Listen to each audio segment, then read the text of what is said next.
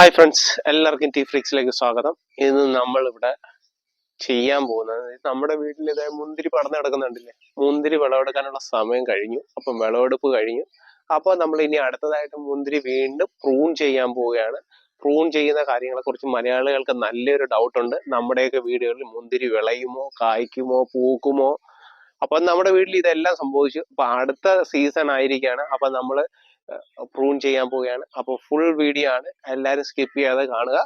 പോരാത്ത നമ്മുടെ channel subscribe ചെയ്തിട്ടില്ലെങ്കിൽ subscribe ചെയ്യുക, ബെല്ലൈക്കൺ തല്ലി പൊട്ടിക്കാതെ പതുക്കെ ഒരു ഞെക്കൊക്കെ ഞെക്കി നമ്മുടെ വീഡിയോ കണ്ട് നമ്മളോട് സഹകരിക്കാം.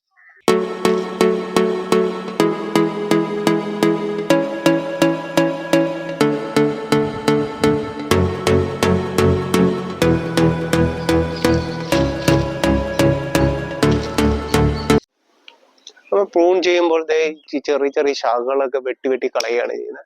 നമ്മുടെ കത്തി ഉപയോഗിച്ച് ഇതെല്ലാം കട്ട് ചെയ്ത് താഴേക്ക് കളയുകയാണ് ചെയ്യുന്നത്.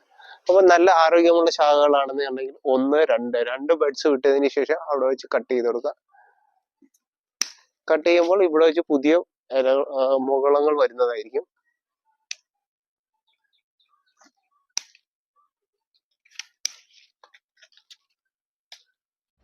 നമ്മൾ ഈ വീഡിയോ കാണുന്ന പലരുടെയും വീട്ടുവളപ്പിലും ഒക്കെ ഇതേപോലെ മുന്തിരിയൊക്കെ ഉണ്ടാവും.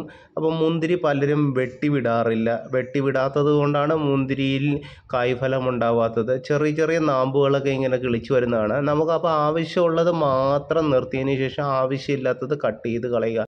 എന്ന് വെച്ചാൽ ആരോഗ്യമുള്ള തണ്ടുകളിൽ 1-2 മുട്ടുകൾക്ക് ശേഷമുള്ള പാർട്ട് കട്ട് ചെയ്ത് കളയാണ്. ദേ ഇവിടെ നോക്കിയാൽ 1-2 മുട്ട് വിട്ടതിന് ശേഷം നമ്മൾ അവിടെ വെച്ച് കട്ട് ചെയ്യുകയാണ്. അപ്പോൾ അവിടെ നിന്ന് പുതിയ ശാഖകൾ കിളിച്ചു വരുന്നത്. മറ്റ് ചെടികളെ പോലെയല്ല, മുന്തിരിയിൽ വേണ്ടത്ര വിളവ് വേണം എന്നുണ്ടെങ്കിൽ നമ്മൾ ആരോഗ്യമുള്ളതായാലും ആരോഗ്യമില്ലാത്തതായാലും ശാഖകളിൽ ആ സ്റ്റെമ്മിനോട് ചേർന്നുള്ള കറുപ്പ് പാട്ട് നിർത്തിയതിന് ശേഷം 1-2 മുട്ടുകൾ നിർത്തി ബാക്കിയുള്ളവ വെട്ടിക്കളയേണ്ടതാണ്.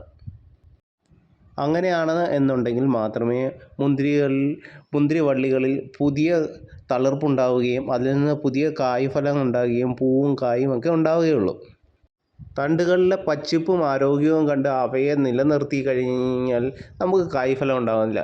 ഇവിടെ തന്നെ ആരോഗ്യമുള്ള ശാഖകൾ നോക്കി അതിൽ നിന്ന് എത്രമാത്രം നമുക്ക് സ്റ്റെമ്മിൽ കറുത്ത പാട്ട് ഉള്ളിടം വരെ ഒരു പെൻസിൽ വലിപ്പത്തിലുള്ള തണ്ടുകൾ നിർത്തി ബാക്കിയുള്ളവ വെട്ടിക്കളയുകയാണ്. ഞാൻ മുന്നേ പറഞ്ഞതുപോലെ തണ്ടിൻ്റെ ആരോഗ്യം നോക്കി നിന്ന് കഴിഞ്ഞാൽ, അല്ലെങ്കിൽ തണ്ടിൻ്റെ ഭംഗിയെ എലമ്പലും നോക്കി നിന്ന് കഴിഞ്ഞാൽ നമുക്ക് കായ്ഫലം കിട്ടുകയില്ല.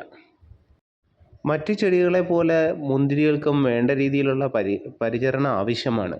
അവയ്ക്ക് സമയാസമയങ്ങളിൽ അവയുടെ നാമ്പുകൾ മുറിച്ച് കളയുകയും പുതിയ ശാഖകൾക്ക് വേണ്ടി പ്രൂണിങ് ചെയ്യുകയും വളം, വെള്ളം, കീടനാശിനി പ്രയോഗം എന്നിവ നമ്മളിവിടെ വീട്ടുവളപ്പിൽ തന്നെ ചെയ്യുന്നതായതുകൊണ്ട് ജൈവ കീടനാശിനികളും ജൈവവളങ്ങളും ഒക്കെ തന്നെയാണ് യൂസ് ചെയ്യുന്നത്. യാതൊരുവിധ കീടനാശിനികളും ഒന്നും തന്നെ നമ്മൾ യൂസ് ചെയ്യുന്നില്ല.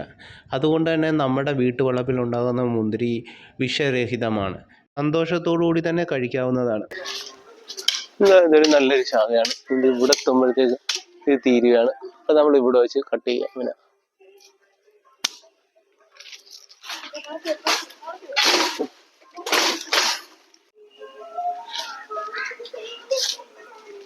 അതിൽ ഏകദേശം ഈ ഒരു പാർട്ട് അവിടെ വരെ കറുത്ത അടയാളമുള്ള ശാഖകൾ വരുന്നു. അത് തീരുന്നത് നമ്മൾ ഇവിടെ വെച്ച് കട്ട് ചെയ്യുക. ഒരാരോഗ്യമുള്ള ശാഖകൾ ഇല്ലേ.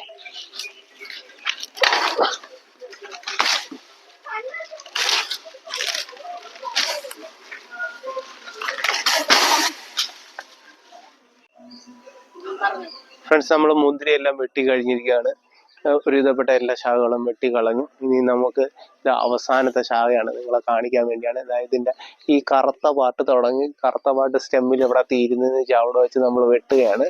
ബാക്കി നല്ല ആരോഗ്യത്തോടെ കിളിച്ചിരിക്കുന്നുണ്ട്, പക്ഷെ നമുക്ക് ആവശ്യമില്ല. എന്നാലും പുതിയ വെയിൻസ് കിളിച്ചെടുത്തുള്ളൂ, അത് നമ്മൾ എടുത്ത് കളയുകയാണ്.